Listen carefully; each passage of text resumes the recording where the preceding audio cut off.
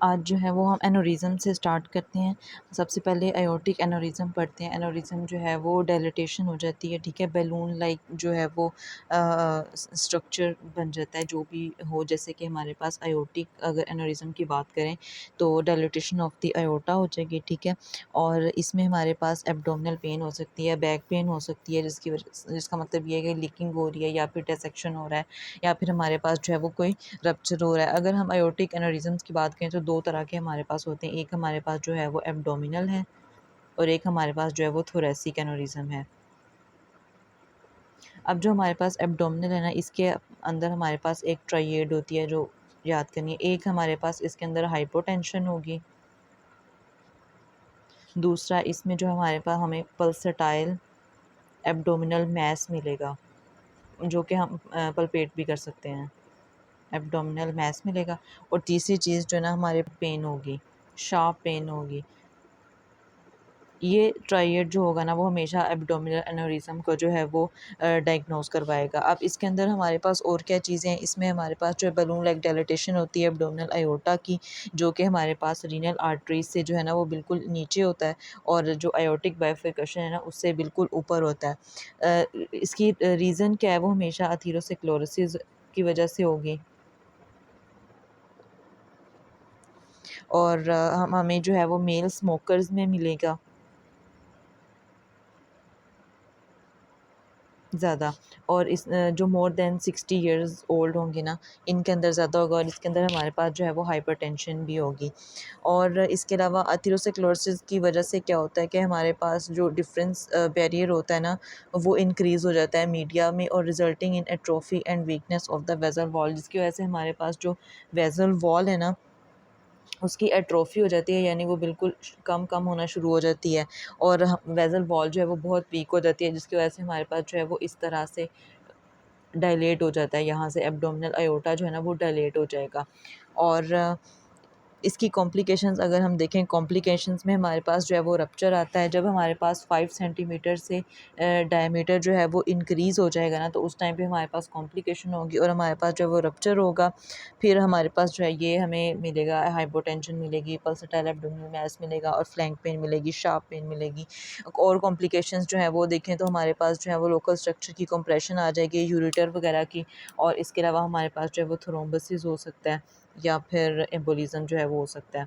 अब हम थोरेसिक अयोर्टिक एनेरिज़्म को देख लेते हैं कि इसके अंदर हमारे पास क्या है। ये भी वही है कि डायलिटेशन होगी हमारे पास थोरेसिक अयोर्टा की, और इसमें भी है कि अयोर्टिक वॉल जो है वो वीक हो जाती है, वीकनेस ऑफ द अयोर्टिक वॉल, ठीक है? और ये किस किस चीज़ें में हमें देखने मिलती है। एक तो हमें ये टर्शरी सिफिलिस में मिलती है,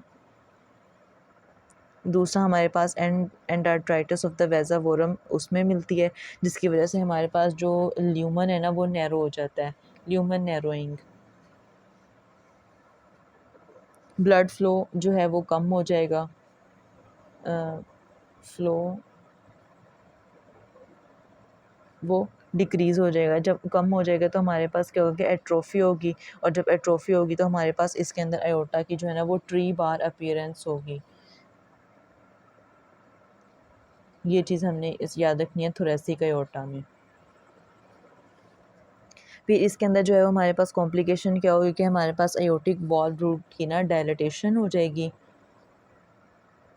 उसकी वजह से हमारे पास जो अयोर्टिक वॉल्व है उसकी इनसफिशेंसी हो सकती है।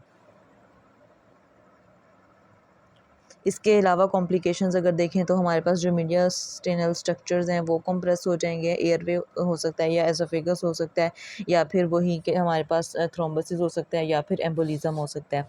यहाँ से एक दफ़ा देख लेते हैं, इसमें रिस्क फैक्टर जो है वो हमारे पास क्या होगा, हाइपरटेंशन है, बाइकस्पिड अयोर्टिक वाल्व है, कनेक्टिव टिश्यू डिजीज़ हो सकती है, मार्फान सिंड्रोम वगैरह हो सकती है। इसके अलावा ये वही सिफिलिस के साथ जो है वो एसोसिएट करती है। और हमारी अगर कॉम्प्लिकेशन देखें तो हमारे पास एयोर्टिक रूट डायलिटेशन होगी, जिसकी वजह से एयोर्टिक वाल्व या तो इंसफिशिएंसी हो सकती है, या फिर जो है हमारे पास रिगर्गिटेशन हो सकती है। अब ट्रॉमेटिक एयोर्टिक रप्चर देखते हैं, ये हमारे पास क्या है, हमारे पास ट्रॉमा हो जाए या फिर कोई इंजरी वगैरह हो जाए। ज़्यादातर हमें कहाँ पे मिलता है, एयोर्टिक इस्थमस पे, ठीक है? Proximal descending aorta just distal to origin of left, जहाँ पे हमारे पास लेफ्ट सबक्लेवियन आर्टरी होती है ना, उससे बिल्कुल जो है वो डिस्टली हमारे पास जो है वो डिसेंडिंग अयोर्टा प्रेजेंट होता है, तो वहाँ पे अगर वहाँ पे ज़्यादा होती है, ये ट्रॉमा होता है, traumatic aortic rupture. X ray may reveal widened mediastinum, ये हमारे पास अगर हम देखें एक्सरे पे तो हमें ये वाइड जो है वो मीडियास्टिनम मिलेगी। फिर हमारे पास आ जाता है अयोर्टिक डिसेक्शन। अयोर्टिक डिसेक्शन हमारे पास क्या होता है, अयोर्टिक डिसेक्शन में हमारे पास इंटीमल टियर होता है, किसका, डिसेक्शन के साथ blood through media of the aortic valve, ठीक है। ये हमारे पास ज़्यादातर किस में होती है, अयोर्टा में होगा, proximal 10 centimetre with pre existing weakness of the media. इसके अंदर हमारे पास जो है वो यहाँ पे लिखते हैं अयोर्टिक डिसेक्शन।